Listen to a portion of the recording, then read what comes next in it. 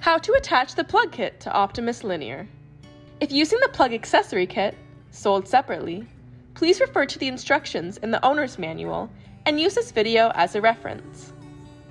To begin, remove the 3 screws that hold the connector plate, located at the top of the fireplace.